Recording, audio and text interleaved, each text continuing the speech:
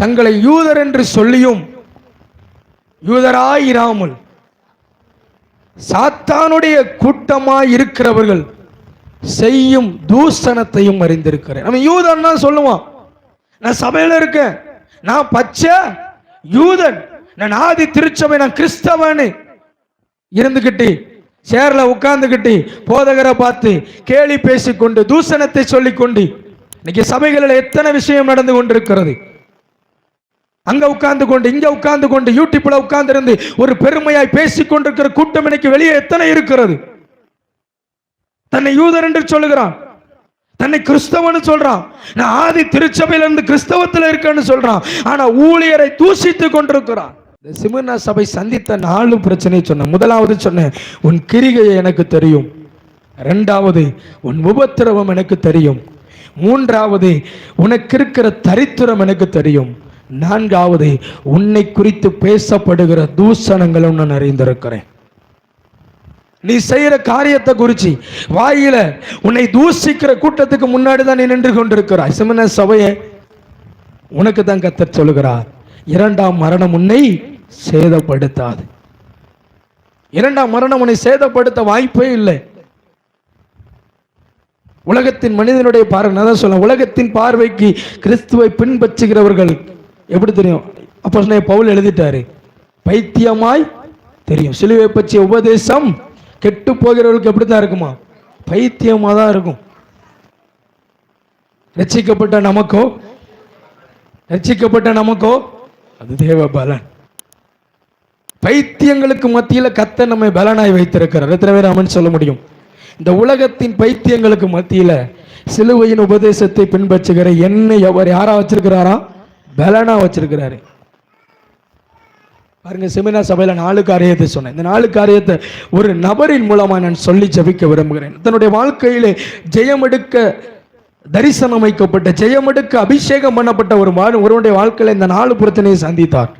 அந்த மனிதனை உங்களுக்கு முன்னதாய் காண்பித்து இந்த நாளிலே ஜெபிக்க விரும்புகிறேன். பாருங்க, இந்த உபத்திரவத்தை, இந்த தரித்திரத்தை, இப்படிப்பட்டதான தூஷணங்களை, இப்படிப்பட்ட கிரிகையில இருக்கிற ஒவ்வொரு குடும்பமா இருக்கலாம். ஒருவேளை நீங்கள் உங்களை தூஷிக்கிற கூட்டத்துக்கு மத்தியில கர்த்தர் உங்களை ஒரு சபையாக, ஒரு தனி மனிதனாக, ஒரு சமுதாயமாக, ஒரு குடும்பமாக கர்த்தர் உங்களை தூஷிக்கிறவர் மத்தியில் வச்சிருந்தா ஒன்ன தீர்மானம் பண்ணிக்கோங்க, கர்த்தர் உங்களை ஜெயம் பண்ணுகிற சந்ததியார் கூட சேர்த்து விட்டார். அல்லேலூயா.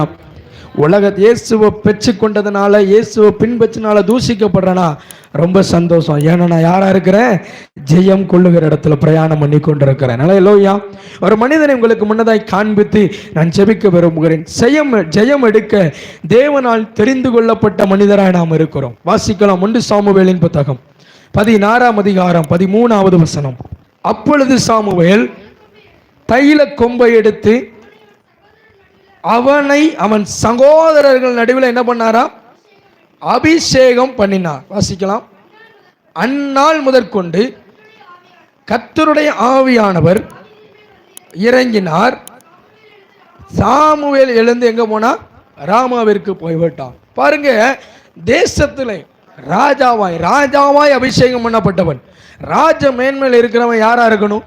எல்லாவற்றிலும் ஜெயம் எடுத்தவனா இருக்கணும்.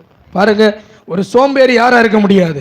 ராஜாவா இருக்கவே முடியாது. ஒரு நோய்வாய்ப்பட்டவன் ராஜாவா இருக்க முடியுமா? ஒரு ஊனமுச்சவன் ராஜாவா இருக்க முடியுமா? முடியாது, வாய்ப்புள்ள. ராஜானா யார் இருக்கணும்? பார்த்தாலே அவன் எப்படிப்பட்டவனா இருக்கணும்? கம்பீரம் உள்ளவனா இருக்கணும். இப்போ தாவீது யாராய் அபிஷேகம் பண்ணப்பட்டான்? ராஜாவாய் அபிஷேகம் பண்ணப்பட்டான். எப்படி நான் சொல்றேன்? தாவீது தேவ ஆவியானவரால் கம்பீரமாய் அழைக்கப்பட்டிருக்கிறான். எத்தனை பேர் ஆமென் சொல்ல முடியும்? அவன் கம்பீரமாய், அவன் மேல கர்த்தர் ஒரு அபிஷேகத்தை வச்சிருக்கிறார். அந்த அபிஷேகம் யாருக்கு முன்னாடியும் விட்டு கொடுக்கல தாவீது. ஆமென் சொல்லுங்க பார்க்கலாம். சத்தமரலே சொல்லுங்க. பாருங்க, தாவீது தேவனால் அபிஷேகம் பண்ணப்பட்டவன், தேவனால் அழைப்பை பெற்றவன். எதுக்கு? ஜெயம் எடுக்கும்படி கர்த்தர் தாவீதை அழைத்தார். எத்தனை பேர் ஆமென் சொல்ல முடியும்? பாருங்க, இந்த தாவீது என்ன வேலை செய்து கொண்டிருந்தான் பாருங்க. இந்த அபிஷேகத்தை பெற்றுக்கொண்டு 17-15 வாசிங்களேன். திரும்பி போய் பெத்லகேமில் இருக்கிற தன் தகப்பனுடைய ஆடுகளை மேய்த்து கொண்டிருந்த கர்த்தர் இவரை தீர்க்கதரிசிக்கு முன்னதாய் இவர் அபிஷேகம் பண்ணப்பட்டு ராஜாவாய் அபிஷேகித்த தேவ அபிஷேகத்தை பெற்றப்பட்ட தாவீது இப்ப என்ன பண்ணிக்கிட்டு இருக்கான் தெரியுமா? தன் வேலைக்கு, தன்னுடைய ஒரு ஆர்டினரி ஒர்க், நம்ம நார்மலான ஒரு ஜீவிதம் ஜீவித்துக் கொண்டிருக்கிறான். எப்படி தெரியுமா? ஆடுகளை மேய்த்த அதே வேலைக்கு இப்ப இவனுக்கு ஒரு அழைப்பு வருது. இது என்ன அழைப்பு தெரியுமா? நான் இப்படியாய் பார்க்கிறேன் இந்த அழைப்பை. இவன் சகோதரர்களை நலம் விசாரிக்கும்படி தாவீது அனுப்பப்படுகிறான். ஆனா தாவீது சொல்லுகிறான், வாசிக்கலாம் ஒரு வசனத்தை 29. அதற்கு தாவீது, நான் இப்பொழுது செய்தது என்ன? நான் வந்ததற்கு அப்ப நான் இப்படியாய் சொல்லுகிறேன். தாவீது, அபிஷேகம் பண்ணப்பட்ட தாவீது ஜெயம் எடுக்கணும்னு சொல்லிதான் கர்த்தர் சகோதரர்களை விசாரிக்க அனுப்புகிறார். எத்தனை பேர் ஆமென் சொல்ல முடியும்? பாருங்க, சாப்பாடு எடுத்துட்டு சாப்பாடு கையில தூக்கிக்கிட்டு வேகமா வர்றான். வந்தவன் என்ன பண்றான்? தாவீது எல்லாருக்கும் முன்னாடி என்ன பண்றான்? வைக்கிறான். வாசிக்கலாம் அந்த வசனத்தை 22. அப்பொழுது தாவீது தான் கொண்டு வந்தவைகளை இறக்கி வைத்து விட்டு சுகமா இருக்கிறீர்களா என்று விசாரித்து, இவன் வந்த வேலை சத்தமா சொல்ல மாட்டேங்கல, வந்த வேலை முடிஞ்சிருச்சு. இவன் எதுக்கு வந்தான்?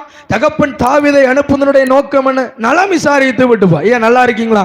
நான் இப்படி சொல்றேனே, போருக்கு போன யாராட்டும் ஒரு கையோ காலோ இல்ல யாரோ மறித்து ஏதோ ஒன்று விசாரித்து இருக்காங்களா? அனந்தமிகளா நல்ல நலமா இருக்காங்களா? இவன் வந்து கேட்க, நலமா இருக்கீங்களாப்பா? நான் எப்படி இருக்கேன்?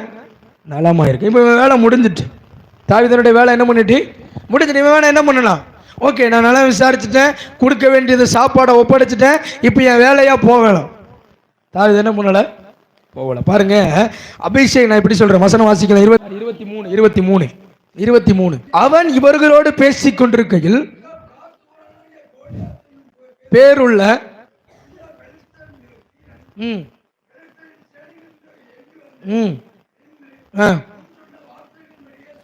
அதை தாவீது கேட்டான். அல்லேலூயா. நல விசாரிக்கிற வேலையை முடிச்சுட்டு போயிடணும்னு வரல, சும்மா பார்த்துட்டு போலான்னு வந்தேன், நான் பார்த்துட்டு போறேன்னு சொல்லி போகல. சத்தம் கேக்கு. நான் இப்படியா சொல்லுகிறேன், அபிஷேகம் பண்ணப்பட்ட, ஜெயம் எடுக்க விரும்புகிற, ஜெயிக்க வேண்டும் என்று தரிசனத்தை பெற்ற ஒருவனுடைய காதுகளிலே தேவனை தூசிக்கிற சத்தம் கேட்டா வைராக்கியம் தானாய் அவனுக்குள்ள எழும்போ. காரணம் என்ன தெரியுமா? அவன் மேல ஒரு அபிஷேகம் இருக்கிறது. தேவனை தூசிக்கிறவனை பார்த்தா, தேவனுடைய உபதேசத்தை பின்பற்றாதவனை பார்த்தா இவனுக்குள்ள ஒரு கோபம் எழும்பும், ஒரு வைராக்கியம் எழும்பும். காரணம் என்ன தெரியுமா? இவன் மேல இருக்கிற ஆவியானவர் இவனை வைராக்கியம் கொள்ளும்படி ஏவுகிறார். எத்தனை பேர் ஆமென் சொல்ல முடியும்? உலகத்தின் பார்வையில அது என்னவா இருக்கட்டும், பின்னாடி சொல்றேன். தாவீது சந்தித்த 4 பிரச்சனை, இவனுக்குள்ள வைராக்கியம் எழும்புது. வாசிக்கலாம் 24. இஸ்ரவேலில் எல்லாரும் அந்த 3 மனுஷரை காணும் பொழுது மிகவும் பயப்பட்டு, அப்பொழுது 26 வாசிங்க. அப்பொழுது தாவீது தன்னண்டையில் நிற்கிறவர்களை பார்த்து, இந்த பெலிஸ்தேனை கொன்று இஸ்ரவேலுக்கு நேரிட்ட நிந்தையை நீக்குகிறவனுக்கு என்ன? அது மட்டும் அவன் நோக்கம் அது அல்ல, எதை பெறலாம் என்பதல்ல. அதுக்கு அடுத்து சொல்றான் பாருங்க, தேவனின் சேனையை நிந்திக்கிறவன் விருத்த சேதனம் இல்லாத இந்த பெலிஸ்தேன் ஏமாத்திரம். அபிஷேகம் பண்ணப்பட்டவனுடைய வாழ்க்கை, ஜெயம் எடுக்க விரும்புகிற ஒருவனுடைய வாழ்க்கை எப்படி தெரியுமா இருக்கும்? அவன் தேவ தூஷணத்தை கேட்கும் பொழுது, தேவனுக்கு விரோதமான காரியம் வீட்டில் நடக்கும் பொழுது, தேவன் உபதேசத்துக்கு அடுத்த காரியம் சபையில நடக்கும் பொழுது அவன் இருதயம் கொழுந்து விட்டு எரியும். காரணம், அவன் மேல கர்த்தர் கொடுத்த அபிஷேகம் இருக்கிறது. பெனேகாஸ் எழும்பினான் கர்த்தருக்காய். தேசம் எங்கிலும் பாதை, தேசம் எங்கிலும் பாவம், தேசம் எங்கிலும் விபச்சாரம் மட்டும் குத்தப்பட்டது. காரணம் என்ன தெரியுமா? பெனேகாஸ் ஒருவன் தேவனுக்காய் வைராக்கியம் கொண்டான். நடந்தது என்ன? தேசத்தில் நடந்து கொண்டிருந்த வாதையும் நீங்கிறது, தேசத்தில் நடந்து கொண்ட பாவமும் நின்று போனது. நடந்ததனை ஈட்டியை எடுத்தான், கோடாரத்துக்குள்ள அவன் நெஞ்சில குதித்து, அவன் நெஞ்சு உருவி தினத்தில பதிய குத்தினான். ஒரு ஜெயம் கொள்ள விரும்புகிறோட ஜீவிதம் அப்படிதான் இருக்கும். பாவத்தை எதிர்த்து போராடணும், பாவிகளுக்கு நேசிக்கணும், ஆனா பாவத்தை நேசிக்க கூடாது. பாவிகளை நேசிக்கணும், பாவம் செய்கிற மனிதனை பார்க்கும் பொழுது அவர்களை நேசிக்கணும், மனதுருக்கம் வரணும், இரக்கம் வரணும், ஆனா பாவிகள் கூட ஒத்து போய்விடவே கூடாது. எத்தனை பேர் ஆமென் சொல்ல முடியும்? இதுதான் தேவன் சிமிர்னா சபையை பாராட்டினார். பாடு உத்தரவு வந்தாலும் சரி, நீ பாவத்தோடு உடன் போகல, பாவிகளோடு உடன் போகல, பாவத்துக்கு பின்னாடி ஓடி போகல, பாவத்தை விட்டு ஓடி விலகி ஓடினாய், பாவத்தை விட்டுட்டு விலகி ஓடினாய். கேட்கிற அன்பான சபையே, ஜெயம் கொள்ளுகிற தாவீதினுடைய வாழ்க்கையில ஒரு வைராக்கியம் வந்துச்சு. இந்த விருத்த சேதனம் இல்லாத, இந்த மனிதன் என் தேவனை எப்படி தூஷிக்க முடியும்? காரணம் என்ன? இங்க ஒருத்தரும் இல்ல. எதுக்கு? அவனை எதிர்த்து யுத்தம் பண்ண ஒருத்தரும் இல்ல. இப்ப தாவீது தீர்மானம் பண்றான், நான் போவ ஆயத்தமா இருக்கிறேன். வாசிக்கலாம் 28.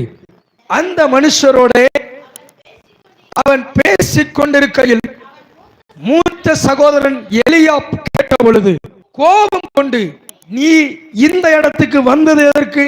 வனாந்தரத்தில் இருக்கிற கொஞ்ச ஆடுகளை யார்கிட்டப்பா விட்டுட்டு வந்த? நீ யுத்தத்தை பார்க்க நேர போக்குக்கு தானே நீ வந்த? உன் துணிகரத்தையும் உன் இருதயத்தின் அகங்காரத்தையும் நான் அறிவேன் என்றான்.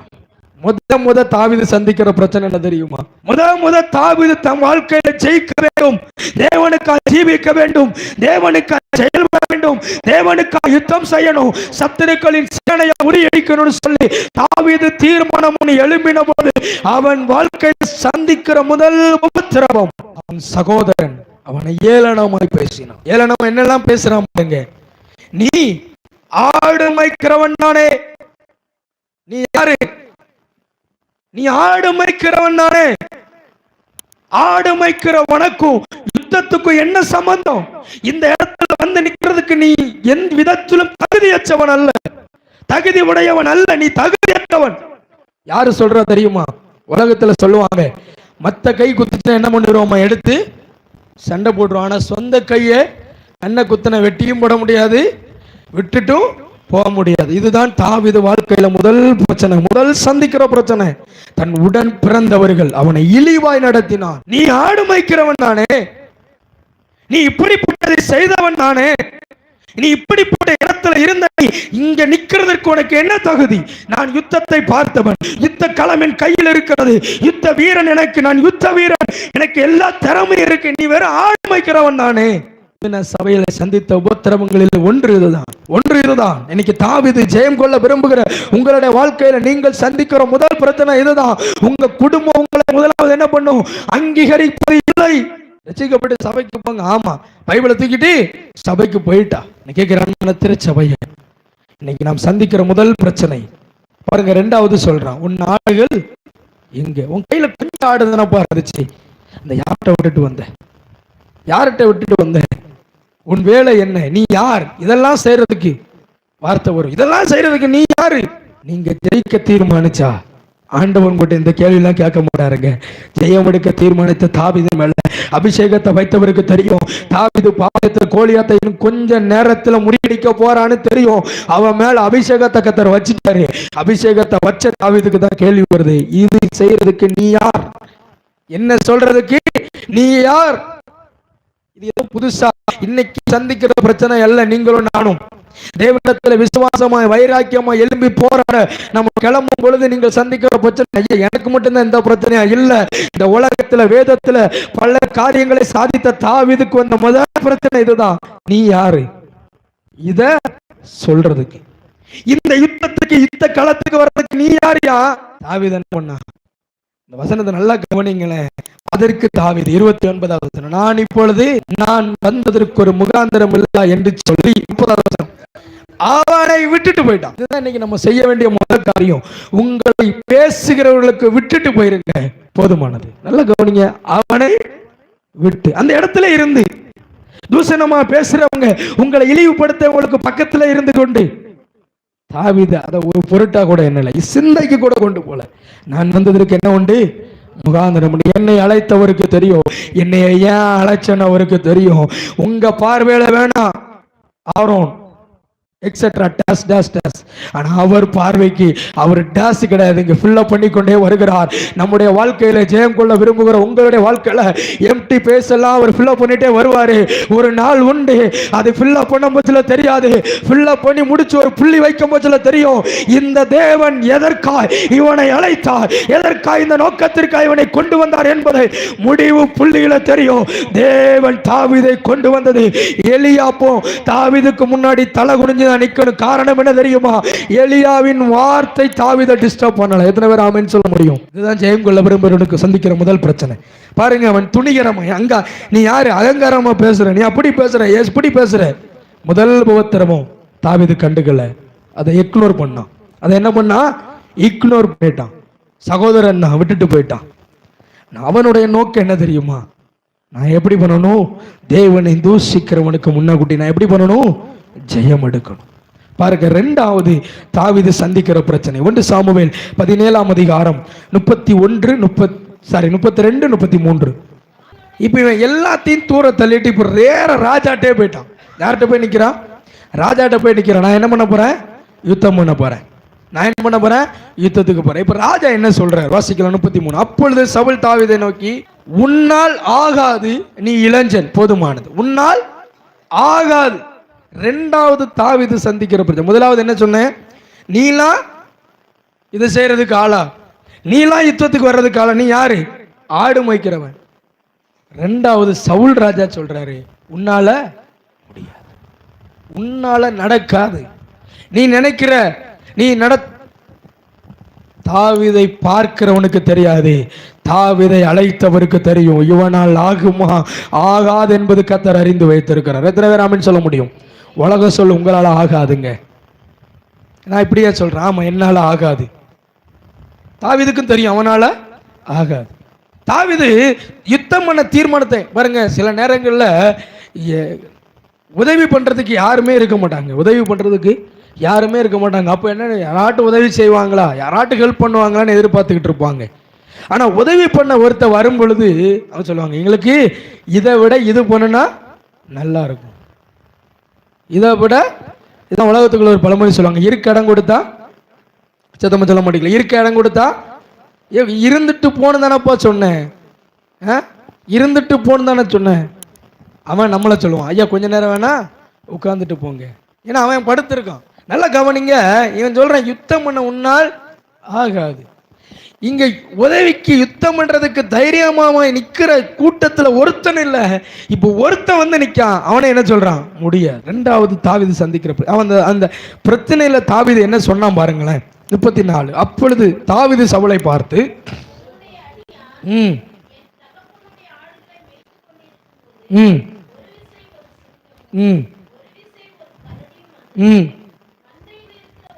போதுமானது. இது நம்ம தெரிஞ்ச வசனம் தான். ஒரு முறை என்ன வந்துச்சு? கரடி வந்துச்சு, சிங்கம் வந்துச்சு. அனிதனமான வாழ்க்கையில் அவன் சந்தித்த பிரச்சனைகளை சொல்றான்.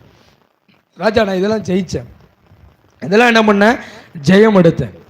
பாருங்க, இந்த சவுல் தேவனால் அபிஷேகம் பண்ணப்பட்ட மனுஷன். தேவனால் அபிஷேகம் பண்ணப்பட்டவனுக்கு தேவனால் அபிஷேகம் பண்ணப்பட்டவனை என்ன பண்ண முடியல? கண்டுபிடிக்க முடியல. உன்னால முடியாது, உன்னால ஆகவே செய்யாது. தாவீது சொல்றான், நான் இதெல்லாம் செஞ்சேன். என்ன பண்ணேன்? யுத்தம் பண்ணேன், கரடிய வாயை கிழிச்சு போட்டேன், சிங்கத்தை வாயை கிழிச்சு போட்டேன் அப்படின்னு சொல்லிட்டு இதெல்லாம் செஞ்ச நான் பலன்வான்னு சொல்லலை. 37வது வசனம் வாசிங்க, என்ன சொல்றான் பாருங்களேன். என்னை சிங்கத்தின் கையுக்கும் கரடியின் கையுக்கும் தப்புவித்த கர்த்தர் இந்த பெலிஸ்தேனுடைய கையுக்கும் என்னை தப்புவிப்பார் என்று சொல்லுகிறான். ஜெயம் எடுக்கிற ஒருவனுடைய வாழ்க்கையில என்ன தெரியுமா இருக்கும்? நான்கிற எண்ணம் இருக்காது, என் தேவனால் எல்லாம் கூடும் என்கிற எண்ணம் இருக்கும். அல்லேலூயா. கோலியாத்தை பார்த்து பயப்படல, முன்னாடி இருக்கிறவைகளை பார்த்து பயப்படல, வெறுமையை பார்த்து பயப்படல, நடக்காததை பார்த்து பயப்படல. இவன் இருதயத்தில் ஒன்று இருந்துச்சு, இது நடக்காதுன்னு தெரியும், ஆனால் இதை நடக்க பண்ணுகிறவர் என்னோடு கூட இருக்கிறார்னு விசுவாசம் தாவீதினுடைய வாழ்க்கையில் இருந்துச்சு. ஆகையினாலதான் அவனால் ஜெயம் எடுக்க முடிந்தது. எத்தனை பேர் சொல்ல முடியும்? என்னால முடியும். தயவு செய்து போகாதீங்க, உங்களை அழைத்த தேவனால் முடியும். தாவீதிட்ட பிடிச்ச ஒரு கேரக்டர் தான். ஆண்டவரே என் கைகளை யுத்தத்திற்கு யாரு கேட்கிற இந்த வார்த்தையை? கோலியாத் யாருமே ஜெயிக்க முடியாத ஜெயம் எடுத்தவன். சவுல் கொன்றது 1000, தாவீது கொன்றது 10000. இந்த தாவீது தேவ சமூகத்துக்கு வார, ஆண்டவர் என் கையை யுத்தத்திற்கு பழக்கப்படுத்தும். நம்ம ஜெபம் பண்ணி ஒரு காரியம் நடந்துட்டுன்னா அடுத்த என்ன செய்யறது? ஆண்டவர் எனக்கு அற்புதம் செய்வார். நான் ஜெபம் பண்ணி இந்த காரியம் நடக்குது. தாவீது அந்த எண்ணத்துக்கு வரல. ஆண்டவர் என் கையை யுத்தத்திற்கு பழக்கப்படுத்தும். ஜெயம் எடுக்க தான் கர்த்தர் தாவீதை அழைத்தார். அவன் மேல அபிஷேகம் இருக்கிறது, அவன் மேல தரிசனம் இருக்கிறது. ஆனால் தரிசனம் நிறைவேற தன்னை தேவன்ட்ட முதலாக அர்ப்பணித்தான். கரடி வந்தாலும் சரி, சிங்கம் வந்தாலும் சரி சொல்றான், இது 2 கைக்கு என்னை யார் தப்புவித்தா? என் பலன் அல்ல, என்னை பலப்படுத்துகிற கிறிஸ்துவால் எல்லாம் செய்ய எனக்கு பலன் உண்டு. இதுதான் ஒரு ஜெயிக்கிறவனுடைய வாழ்க்கையில வர்ற வார்த்தை.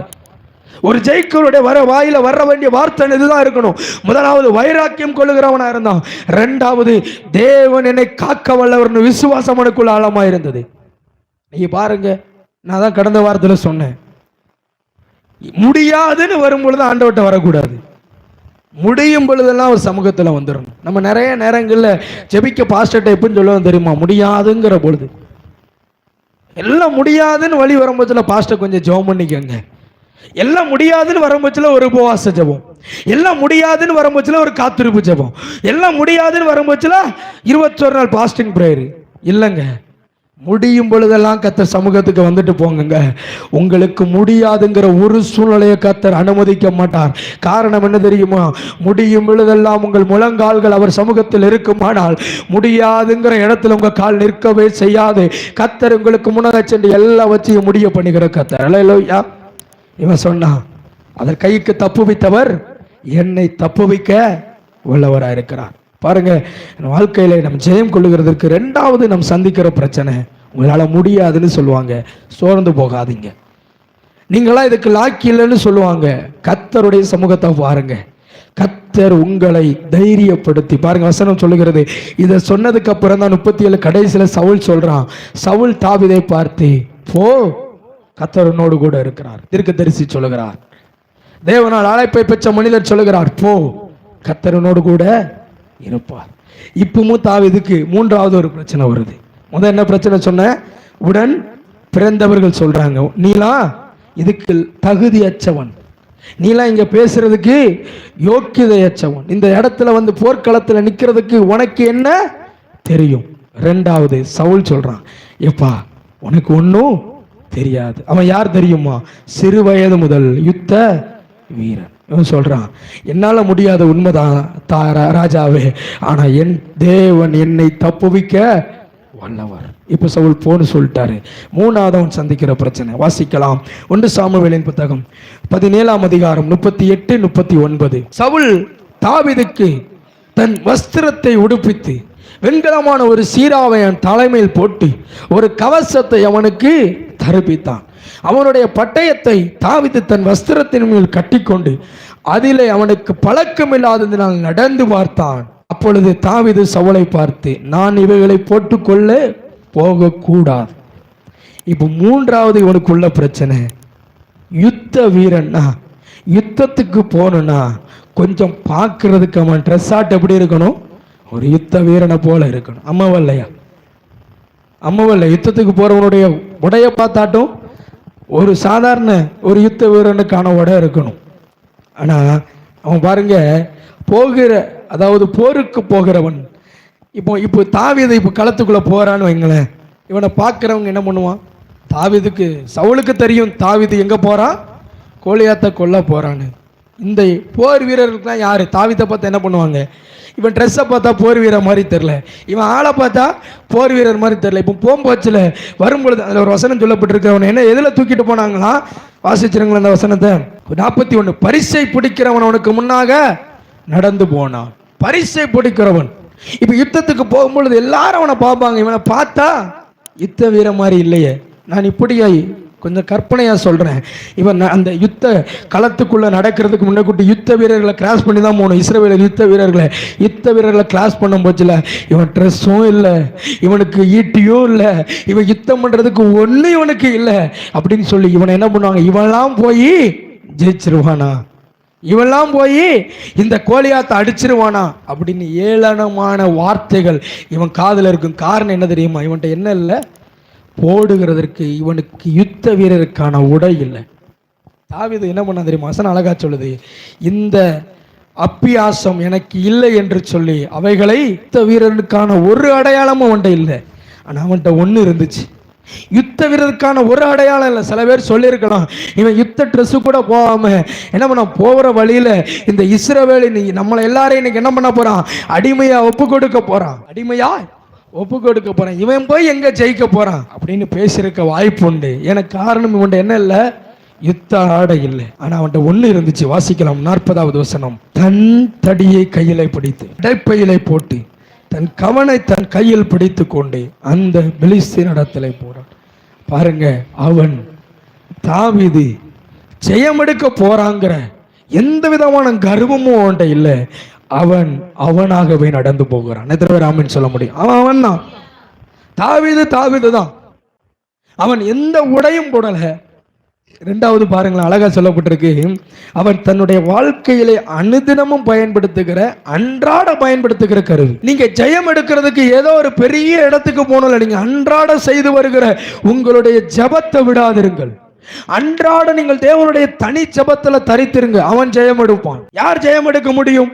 அன்றாட தனி ஜெபத்துல தரித்திருக்கணும். ஞாயிற்றுக்கிழமை ஆராதனை விட்டுட்டு வீட்டுக்கு போன அடுத்த ஞாயிற்றுக்கிழமை ஆராதனை எல்லாம் பாட்டு படிக்கிற சில பேர் உண்டு சபைகள்ல. தனி ஜெபம் இல்ல, தேவனிடத்துல வேத வாசிப்பு இல்ல, தேவ சமூகத்துல காத்திருக்கிறது இல்ல, அபிஷேகத்தை பெறதில்ல, அந்நிய பாஷை கிடையாது. ஆனா மற்றவர்கள் தாவீதை அவமானப்படுத்த ஒரு பெரிய கூட்டம் இருக்கு. இவெல்லாம் போய் எப்படி ஜெயிக்க போறான்?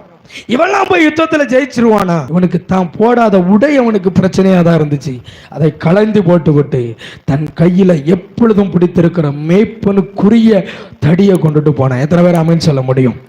ஜெயம் கொள்ளுகிற நீங்களும் தேவனுடைய சமூகத்தில் அனுதின ஜீவிதம் இருக்க வேண்டும், அனுதின பரிசுத்தம் இருக்க வேண்டும், அனுதின வேத வாசிப்பு இருக்கணும், அனுதின ஜெப ஜீவி இருக்கணும், அனுதினம் தேவனோடு கூட இருக்கிற அனுபவம் இருக்கணும், அனுதினமும் தேவனை நேசிக்கணும். என்னைக்காட்டு ஒரு நாள் 3 நாள் கன்வென்ஷனு அங்க போய் நின்றுட்டு வெள்ளையும் போட்டுக்கிட்டு கர்த்தர் ஆராதிச்சு, அது அல்ல, அது தேவன் விரும்புகிற ஜீவிதம் அல்ல. அனுதினமும் தன்னுடைய ஜீவிதத்தில் பரிசுத்தத்தை காத்துக்கொள்ள வேண்டும். தனிமையில இருக்கும் பொழுது, என்னுடைய வீட்டின் அறையை பூட்டும் பொழுது என் பரிசுத்தம் கர்த்தருக்கு முன்னதா இருக்குமானால் கர்த்தர் சொல்லுகிறார், உன் மேல வைத்த அபிஷேகம் நீங்கள் ஜெயம் கொள்ளுகிறவராய் உங்களை நடக்க பண்ணும். எத்தனை பேர் ஆமென் சொல்ல முடியும்? சதவர் அலையிலே சொல்லுங்களேன். நல்ல கையை வைத்து ஒரு அலையிலே சொல்லுவோம். பாருங்க, அனுதின ஜீவிதம் இன்னைக்கு அநேக கிறிஸ்தவர்கிட்ட இல்லை. அனுதின ஜீவிதம் அப்படின்னா டெய்லி வேத வாசிச்சிங்களா? இல்ல பாஸ்டர், நேரம் இல்லை. காலையில எந்திக்கிறது அதிகாலையில 8 மணிக்கு எந்திக்கிறோம். அதிகாலை 8:30 மணிக்கு எங்க போகணும்? காலேஜுக்கு போகணும். முடியல பாஸ்டர் பைபிள் வாசிக்க. ஜெபம் பண்ணீங்களாமா? ராத்திரி படுக்க சொல்லையாட்டும் சரி, வேலை முடிச்சு டயர்டா வாரீங்க, கொஞ்சம் ஜெபம் பண்ணீங்க. இல்ல பாஸ்டர், டயர்ட்ல தூங்கிட்டேன். அப்ப எப்படி நாம் ஜெயம் எடுக்க முடியும்? சபை எப்படி ஜெயமுள்ள ஜீவிதம் ஜீவிக்க முடியும்? கிறிஸ்தவர்கள் என்று சொல்லுகிறோம், வேதத்தை கையில வச்சிருக்கிறோம், வீட்டுல எல்லாம் நல்ல வசன போர்டுகள்லாம் இருக்கு, பார்த்தா இது கிறிஸ்தவ குடும்பம். அப்ப ஜெபம் பண்ணீங்களாங்க? வேதம் வாசிச்சீங்களா? இன்னைக்கு பிள்ளைகளோட சேர்ந்து உட்கார்ந்து குடும்ப ஜெபம் பண்ணீங்களா? இல்ல பாஸ்டர், நான் எத்தனை நேரம் கூப்பிட்டு என் பிள்ளை ஜெபத்துக்கு வரவே மாட்டேக்கு பாஸ்டர். சரி நல்லது, நீங்க ஜெபம் பண்ணீங்களா உட்கார்ந்து? இல்ல பாஸ்டர், பிள்ளை வரலன்னு நான் என்ன பண்ணிட்டேன், பிள்ளைக்கு சாப்பாடு பண்ணி கொடுத்துட்டு பிள்ளைய தூங்க வைக்கிறதுக்கா படுத்தேன், அப்படியே நானும் தூங்கிட்டான் பாஸ்டர். நீங்க எத்தனை பேர் தேவனோடு கூட இருக்கிற தனிப்பட்ட ஜீவிதம் சீரோவா இருந்து கொண்டிருக்கிறது? ஜெப ஜீவியத்துல கத்திரிடத்துல தனிமையில உட்கார முடியல, கூட்டு ஜெபம் பண்ணுவோம். கூட்டு ஜெபம் பிரச்சனையே இருக்காது. சபையில உபவாச ஜபங்கள்லாம் 1 மணி நேரம் நல்லா ஜெபம் பண்ணுவோம். ஜபத்தை முடிச்சுட்டு வீட்டுக்கு போனா தனி ஜபம் கிடையாது, தனிப்பட்ட ஜீவிதம் கிடையாது. வேதத்தை எந்த செல்ஃப்ல வைக்கமோ அந்த செல்ஃப்லயே தான் அது என்ன பண்ணும் இருக்குது. இன்னைக்கு கிறிஸ்துவோட ஜீவியம் இன்னும் சில பேர் இருக்கிறாங்க. நாங்க என்ன பண்ணுவோம், பாட்டு கேட்டுட்டே அலைவோம், காதுல ஹெட்செட்டை போட்டு பாட்டு கேட்டுட்டே போவோம். பாட்டு கேட்கறது நான் தவறு சொல்லலை, ஆனா தேவனோடு கூட தனிமையாய் நீங்கள் இருக்கிற ஒரு உணர்வு, ஒரு நேரத்தை கர்த்தருக்கு கொடுக்கணும். கொஞ்ச நேரம் ஆகிடும், வேலை நெருக்கம் இல்ல, பெரிய தொழில் இருக்கு, கொஞ்ச நேரம் கர்த்தருக்கு கொடுங்க. கொஞ்ச நேரம் கர்த்தருடைய சமூகத்தில் அதை அனுதினமும் கொடுங்க. இன்னைக்கு ஒரு நாள் ஜெபம் பண்ணிட்டு அடுத்த ஒரு 10 நாள் கழிச்சு அடுத்த ஜெபம் பண்ணாதீங்க, அனுதினமும் ஜெபம் பண்ணுங்க. அதுக்குன்னு ஒரு நேரத்தை ஃபிக்ஸ் பண்ணுங்க, அதுக்கு ஒரு நேரத்தை ஆயத்தப்படுத்துங்க. அனுதினமும் தேவ சமூகத்தில் காத்துருங்க. தாவீது தன் கையில அனுதினமும் வச்சதை கொண்டுட்டு தான் எங்க போனா? யுத்தத்துக்கு போனான். 3வது அவன் சந்தித்த பிரச்சனை, அவன் போட்டிருந்த உடை அவனுக்கு, அவன் போருக்கான உடை உனக்கு உடம்புல ஃபிட்டே அவளை. அப்ப அவன் தீர்மானம் பண்ணான், என் தேவன் எனக்கு தந்திருக்கிற அந்த துதியின் உடைய, அந்த துதியின் ஸ்தோத்திரத்தை நான் கையில் எடுத்துட்டு போறேன். காரணம் என்னால் ஜெயம் எடுக்க. கடைசியா 4வது தாவீது சந்தித்த பிரச்சனை வாசிக்கலாம். 1 சாமுவேல் 17:43. இது எல்லாத்தையும் முடிச்சு யுத்தத்துக்கு போன பிறகு, நீ தடையோடு என்னிடத்தில் வருகிறதற்கு நான் நாயா? என்று சொல்லி சபித்தான். இப்போ அவனுக்கு என்ன வருது? 4வது தூஷணமான வார்த்தை. சில நேரங்களில் நீங்க செய்க்கு இன்னும் கொஞ்ச நேரத்தில் ஜெயம் எடுத்துருவீங்க. பிசாசுக்கு தெரியும் இன்னும் கொஞ்ச நேரத்தில் என்ன வர போகுது. இந்த உலகத்துல முழு உலகத்துல இருக்கிற இருள் நீங்க போகுதுன்னு பிசாசுக்கு தெரியும். இன்னும் ஒரே ஒரு செகண்ட் தான், கொஞ்ச நேரத்தில் இந்த இருள் விலகி ஒரு பெரிய வெளிச்சம் வரப்போகுதுன்னு பிசாசு அறிந்து யாரை தூண்டி விடுறான்? ஏறதுவை தூண்டி விட்டு 2 வயசுக்குட்பட்ட அவளை வரையும் போட்டு தள்ளு. எத்தனை வயசுக்குட்பட்ட? 2 வயசுக்குட்பட்ட அவ்வளவு வரையும் போட்டு தள்ளு. காரணம், இந்த பூமியில இருள் விலக போகுது. இந்த பூமியில இருள் விலக போகுது. இன்னைக்கு நீங்கள் ஜெயிக்கிற இடத்துக்கு வந்திருக்கீங்க, சபையில வந்திருக்கீங்க. சில தூஷணமான வார்த்தைகள் உங்களை பார்த்து வரும். தாவீது என்ன பண்ணான் தெரியுமா? இந்த தூஷணமாய் பேசுகிற வார்த்தைக்கு முத்தியில அவன் ஒரே ஒரு காரியத்தை சொல்றான் பாருங்க. 45. அதற்கு தாவீது பெலிஸ்தனை நோக்கி, நீ பட்டயத்தோடும் கேடயத்தோடும் வருகிறாய், நானோ நீ நிந்திக்கிற இஸ்ரவேலின் இராணுவங்களின் தேவனாகிய சேனைகளின் கர்த்தரின் நாமத்தில் உன்னிடத்தில் வருகிறேன். உன்